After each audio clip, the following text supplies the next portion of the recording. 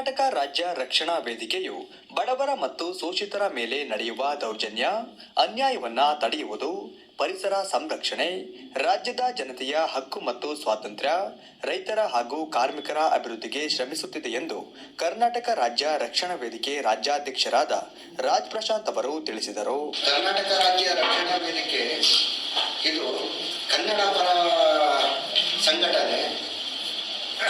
ಈ ಸಂಘಟನೆ ಕರ್ನಾಟಕದಾದ್ಯಂತ ನಾವು ವ್ಯಾಪ್ತಿಯನ್ನು ಹೊಂದಿರುತ್ತೇವೆ. ಇದು ರಾಜ್ಯ ಮಟ್ಟದಲ್ಲಿ ಸ್ಥಾಪನೆ ಮಾಡಿದ್ದೀವಿ ಚಿಕ್ಕಮಗಳೂರಲ್ಲಿ. ಹಾಗೆ ಇದ್ರ ಮೇನ್ ಗುರಿ ಅಂತ ನಮ್ಮ ಗುರಿ ಅಂತ ಹೇಳಿದ್ರೆ 31 ಕರ್ನಾಟಕದಾದ್ಯಂತ 31 ಜಿಲ್ಲೆಗಳಲ್ಲಿ ಹಾಗೂ 240 ತಾಲೂಕುಗಳಲ್ಲಿ ಜಿಲ್ಲಾ ಮಟ್ಟದ ಹಾಗೂ ತಾಲೂಕು ಮಟ್ಟದ ಘಟಕಗಳನ್ನು ಸ್ಥಾಪಿಸುವುದು ನಮ್ಮ ಮುಖ್ಯ ಉದ್ದೇಶವಾಗಿರುತ್ತದೆ. ಇದು ಕನ್ನಡ ಪರ ಸಂಘಟನೆ ಆಗಿರುತ್ತದೆ.